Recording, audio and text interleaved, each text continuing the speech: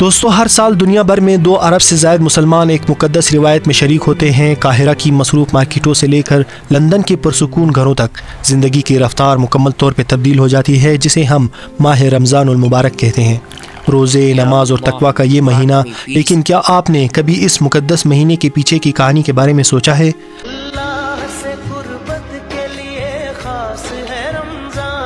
حضور فرماتے ہیں جب روزہ کھولنے والا روزہ کھولتا ہے تو جو دعا مانگتا ہے رب قبول فرما لیتا ہے۔ دوستو رمضان المبارک کی تاریخ صرف طلوع فجر سے غروب آفتاب تک روزہ رکھنے کے بارے میں نہیں، بلکہ یہ الہامی وحی ہے اور ان اہم لمحات کی گہرائی کی کہانی ہے جنہوں نے اسلامی تہذیب کی سمت کو تشکیل دیا۔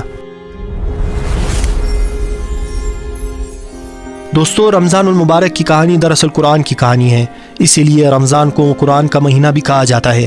اس کی اہمیت 7ویں صدی کی ایک واحد انقلابی رات سے جڑی ہے جس نے دنیا کے روحانی منظرنامے کو ہمیشہ کے لیے بدل دیا۔ اگرچہ روزہ اس کا سب سے نمایاں رکن ہے، رمضان بنیادی طور پر الہامی ہدایت کا مہینہ ہے۔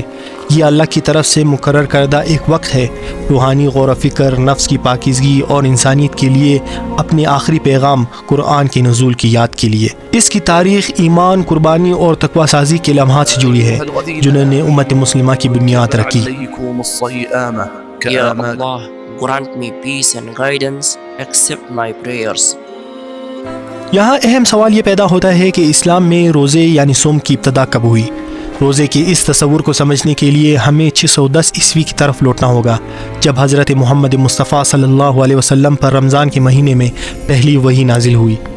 یہ اس وقت کی بات ہے جب اسلام اپنی ابتدائی مراحل میں تھا اور روزہ بطور فرض ابھی مقرر نہیں کیا گیا تھا۔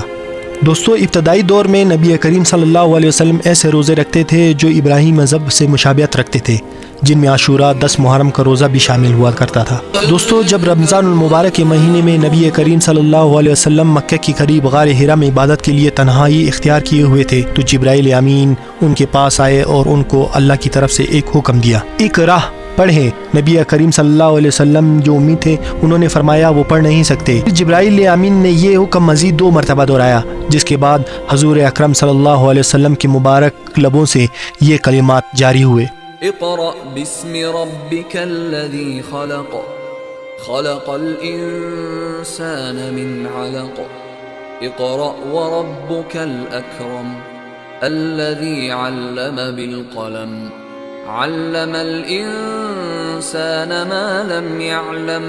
یہ رات لیلۃ القدر یعنی شب قدر کی رات تھی۔ یہی رات قرآن کی پہلی وحی کے نزول کی رات تھی اور اس کے ساتھ ہی نبی کریم صلی اللہ علیہ وسلم کی نبوت کا آغاز ہوا۔ یہی وجہ ہے کہ رمضان المبارک کو قرآن کا مہینہ کہا جاتا ہے۔ دوستو پہلی وحی کے بعد 1 دہائی سے زیادہ عرصے تک رمضان المبارک کے روزے مسلمانوں پر فرض نہیں کیے گئے تھے۔ روزے کا حکم بعد میں آیا جب نبی کریم صلی اللہ علیہ وسلم اور ان کے پیروکار مکہ سے مدینہ ہجرت کر گئے۔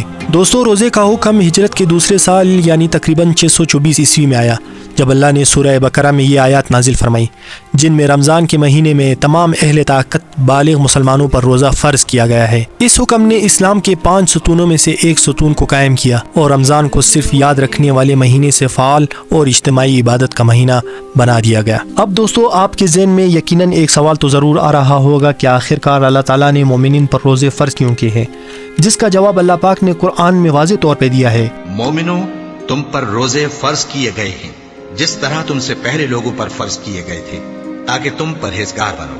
دوستو اسلام آسانی کا دین ہے نہ کہ سختی کا۔ اللہ تعالیٰ نے بعض ایسے لوگوں کو مکمل طور پہ استثناء فراہم کیا ہے جن کو روزے سے نقصان ہو سکتا ہے۔ تو جو شخص تم میں سے بیمار ہو یا سفر میں ہو تو دوسرے دنوں میں روزوں کا شمار پورا کر لے، اور جو لوگ روزہ رکھنے کی طاقت رکھیں لیکن رکھے نہیں وہ روزے کے بدلے محتاج کو کھانا کھلا دیں، اور جو کوئی اپنی مرضی سے زیادہ نیکی کرے تو اس کے حق میں زیادہ اچھا ہے، اور اگر سمجھو تو روزہ رکھنا ہی تمہارے حق میں بہتر ہے۔